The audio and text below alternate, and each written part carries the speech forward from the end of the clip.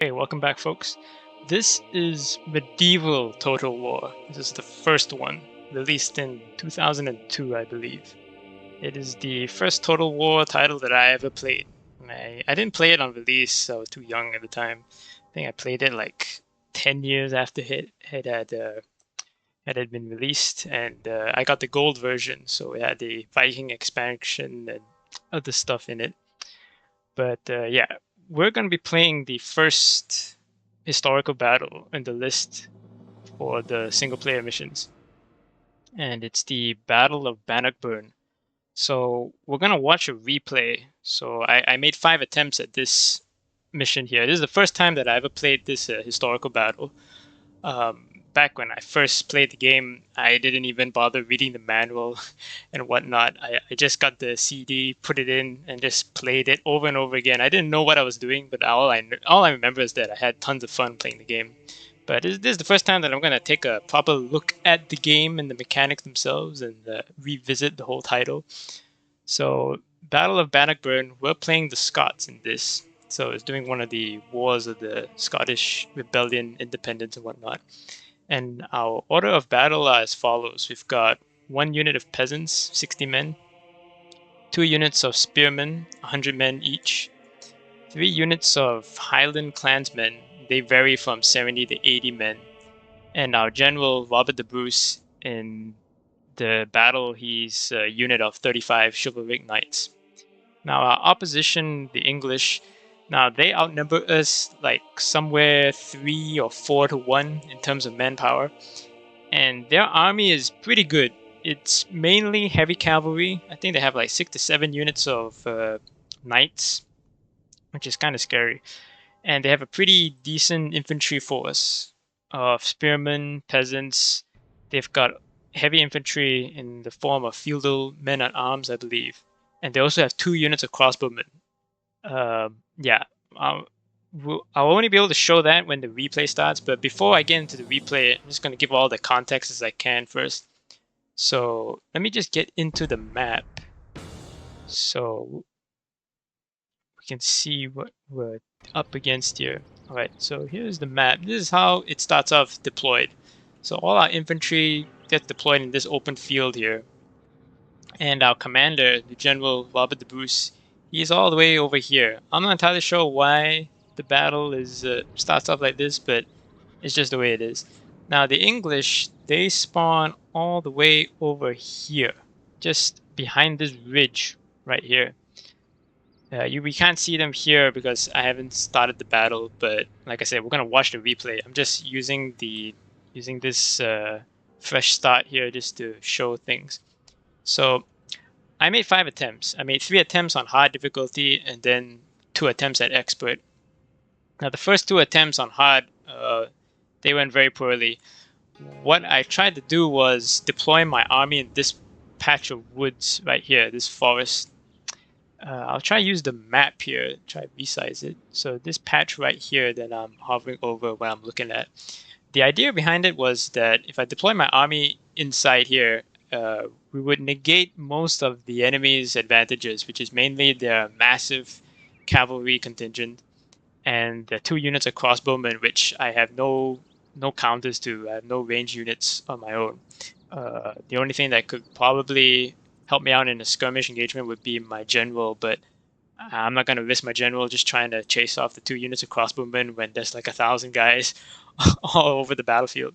So that was the initial logic behind that, was to take up position here. Now the problem with that is there's 2 problems, right? First one is that trying to form up your own army in the woods like that, it doesn't go too well.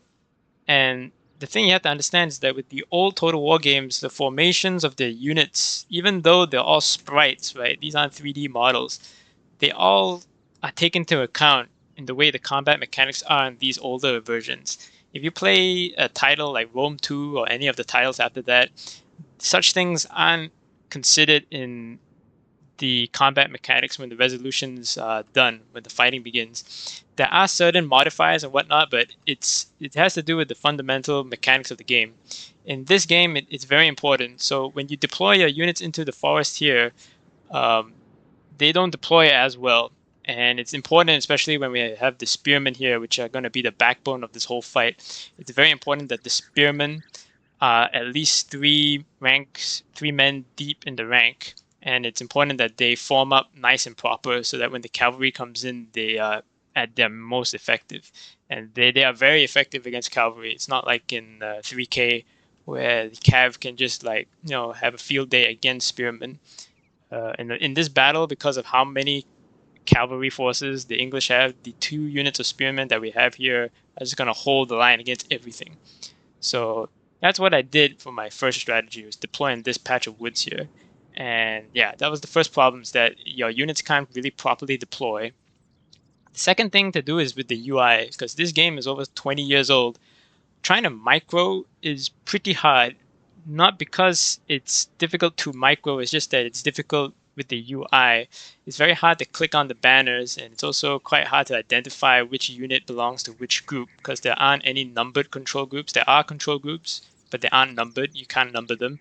So yeah, that was two big problems with that. So another big problem with this position here is that you can't get outflanked. So in my second attempt, I actually did get enveloped. The enemy cavalry managed to get up on this slope here, which I'll highlight on this map here using my cursor, over on this side and over on this side here. So yeah, it didn't really help out. So after those first 2 attempts, I then went online and checked how did other people do this. So there's a fellow called Volound, and I'll try to put a link in the description below. Now, his strategy, I think, probably was the best, because after I had finally finished and won the battle on my own, I then went and looked at other people other than Volound. Volound was the only video that I looked up as I was trying to figure it out. So I cheated a little bit, just one video. And his strategy is he goes across the river here. There's a bridge. I'm not able to move the camera all the way to the extent, so I'll just have to show here. Actually, I'll just use the minimap here, sorry. So there's the bridge here that's colored red-brown. What he does is that he takes his entire army and crosses the bridge, and he fights a pitched battle just next to the river and in between the village that's off there in the distance over there. And basically what happens is that the AI will try to funnel its troops across the bridge and engage. So they can't deploy their entire army against you, and there's no room to maneuver to envelop you either.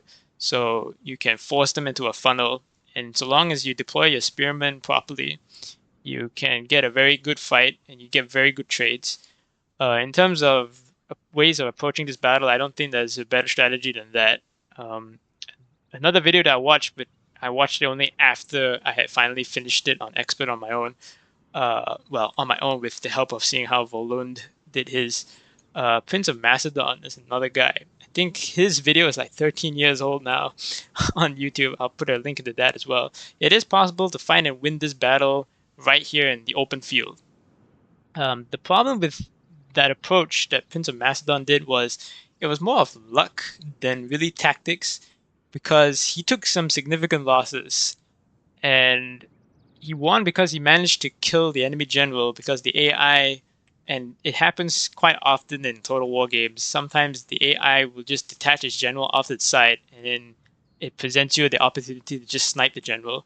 And once you snipe the general, you can get a chain route, which is not that common occurrence or not that easy to do in the newer Total War titles, because of the way they changed not only the combat mechanics but the morale mechanics as well. But in the early titles here, it's very important. If you can get the general, chain routes are very easy to manage and occur, basically. So yeah, I wasn't quite happy with how the pitch battle in the open kind of played out that he did. But I wasn't interested in doing that. So going off my strategy after watching Volound's video, I then decided to pick another place to fight, which is this hill over here, this second hill. So using the mini map here, if you can see, by placing the army in this hill right here, was completely surrounded by forests. There are a couple of breaks in the trees, but they aren't that large.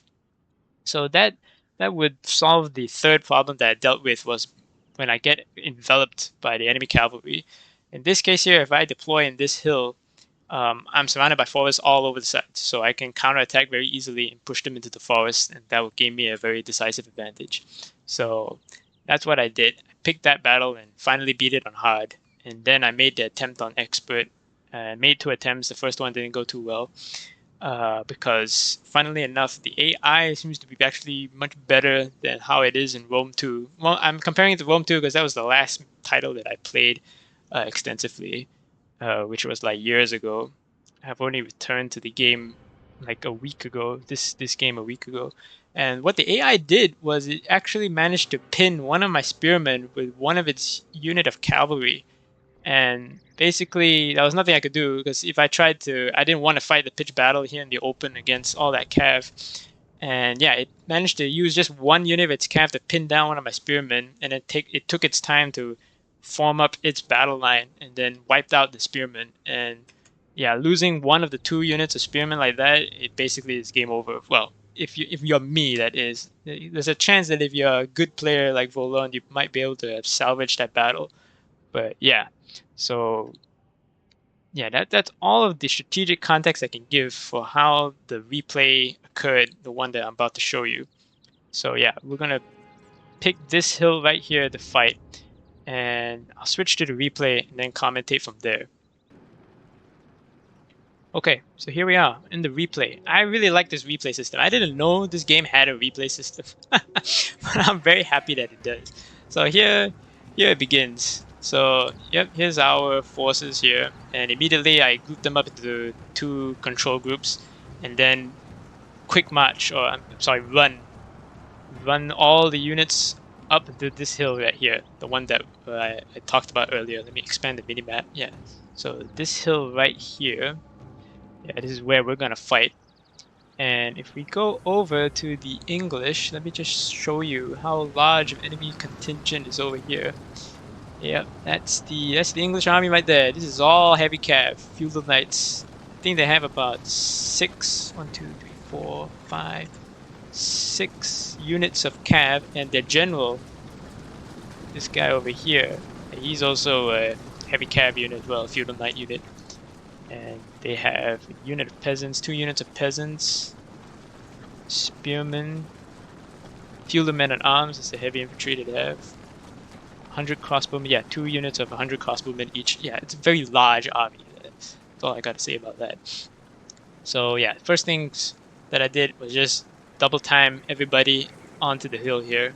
And as I said before, it is possible sometimes the AI will commit one of its units to try to catch you when you're trying to remaneuver across. It's only happened once, and in Volound's video where he goes across the bridge, which is quite far away, the AI doesn't intercept him. So it's kind of a hit-or-miss luck chance in that department. So we're running across here, and the way I deploy my army is that I put the 2 units of spearmen in the front, followed by the 3 units of clansmen behind, have the peasants in reserve, and the general at the very back. Let me just speed up the timer here a little bit.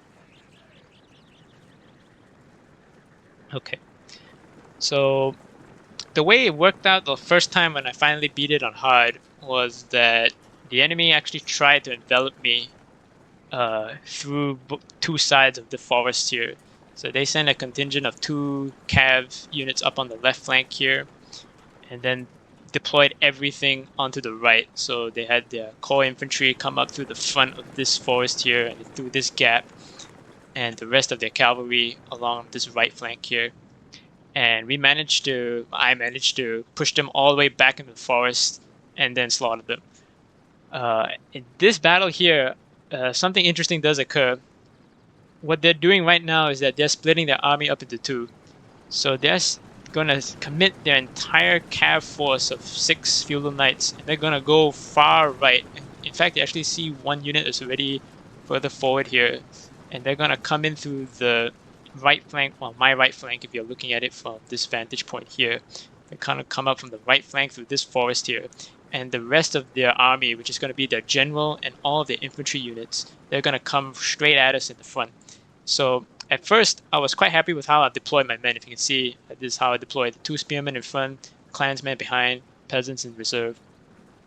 seeing this contingent of Field of Knights coming on the right, I then start redeploying my spearmen, because it kind of looked like when I was playing the game that the Field of Knights here, the general, I expected them to come in around on the left flank here. So I had to reorganize the battle line here, and I've got time. And timing with the formations is very important in the very early Total War titles. It's not in Rome 2 where you can, get away with it because it's very lenient with how the formations in the game work.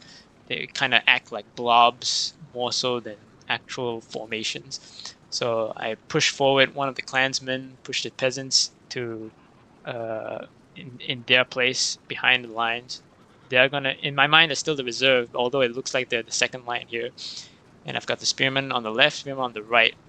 What I'm gonna have to do here, and I do it just in time, is that I redeploy the spearmen on the left flank over to the right and stack up on the right flank here, because that's where the massive cav contingent is gonna come in forward here.